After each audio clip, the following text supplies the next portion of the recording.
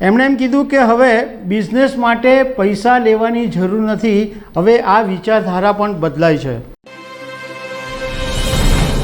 નમસ્કાર દર્શક મિત્રો, તાજેતરમાં દિલ્હીના પ્રગતિ મેદાનની અંદર 3 દિવસનો સ્ટાર્ટઅપ મહાકુંભ થયો હતો અને આની અંદર દેશભરની અનેક સ્ટાર્ટઅપ કંપનીઓ અને ઇન્વેસ્ટરોએ ભાગ લીધો હતો। હવે આ જે મહાકુંભ યોજાયો હતો એ 18થી 20 માર્ચ સુધી હતો અને 20 માર્ચે પ્રધાનમંત્રી નરેન્દ્ર મોદીએ આ જે પ્રગતિ મેદાનમાં કાર્યક્રમ યોજાયો હતો ત્યાં આગળ સંબોધન કરેલું હતું।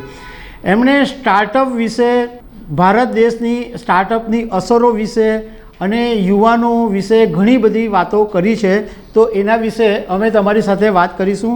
મારું નામ રાજેશ શાહ છે અને તમે જોઈ રહ્યા છો ખબરછે.com। દર્શક મિત્રો, સ્ટાર્ટઅપ મહાકુંભના મેળાની અંદર પ્રધાનમંત્રી નરેન્દ્ર મોદીએ એમ કીધું કે ભારત આજે એક વિકસિત દેશ બનવા માટે રોડ મેપ બનાવી રહ્યો છે અને યોગ્ય સમયે યોગ્ય નિર્ણયો લેવામાં આવી રહ્યા છે। એમણે એમ કીધું કે દેશમાં બિઝનેસને લઈને લોકોની ધારણા બદલાઈ છે અને એની અંદર સૌથી મોટો ફાળો ઇકો સ્ટાર્ટઅપ સિસ્ટમનો છે। એમણે એમ કીધું કે હવે બિઝનેસ માટે પૈસા લેવાની જરૂર નથી, હવે આ વિચારધારા પણ બદલાઈ છે। સાથે સાથે એમણે એમ કીધું કે ભારતનું સ્ટાર્ટઅપ ઇકોસિસ્ટમ છે એ માત્ર મેટ્રો શહેરો સુધી સીમિત નથી રહ્યું, પરંતુ એ સામાજિક સંસ્કૃતિ બની ગયું છે અને નાના નાના શહેરોમાં પણ હવે યુવાનો સ્ટાર્ટઅપ શરૂ કરી રહ્યા છે। એમણે એમ કીધું કે આજે બિઝનેસ માટે પૈસાની જરૂર નથી પડતી।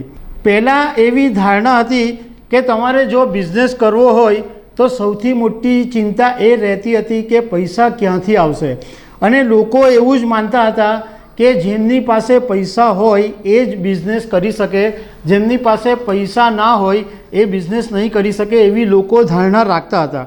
પરંતુ આ સ્ટાર્ટઅપ ઇકોસિસ્ટમે આ આખી ધારણા બદલી નાખી છે અને હવે તમારી પાસે પૈસા નથી તો તમારે ચિંતા કરવાની જરૂર નથી। તમે ધારો તો તમે બિઝનેસ કરી શકો છો। હવે જોબ કરવાનો ટ્રેન્ડ નથી, જોબ આપવાનો ટ્રેન્ડ બની રહ્યો છે। સાથે સાથે એમણે એમ કીધું કે ભારત ઇનોવેશન અને સ્ટાર્ટઅપ એના જે ટ્રેન્ડ છે એ લગાતાર વધી રહ્યો છે અને અત્યારે સ્ટાર્ટઅપની અંદર ભારત દુનિયામાં 3જા નંબર ઉપર છે।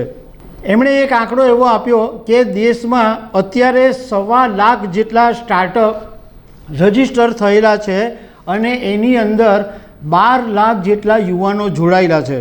ભારત પાસે અત્યારે 110 યુનિકોર્ન કંપનીઓ છે।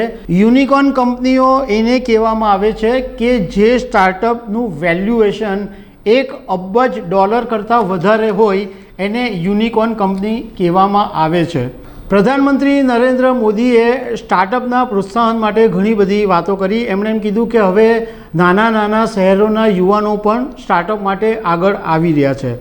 તો આ એમની વાત છે, એ ઘણા જે લોકો સ્ટાર્ટઅપ કરવા માંગતા હોય એમને કામ લાગી શકે એમ છે। તો દર્શક મિત્રો, આવી અનેક વાતો સાથે અમે તમને મળતા રહીશું। Thank you very much.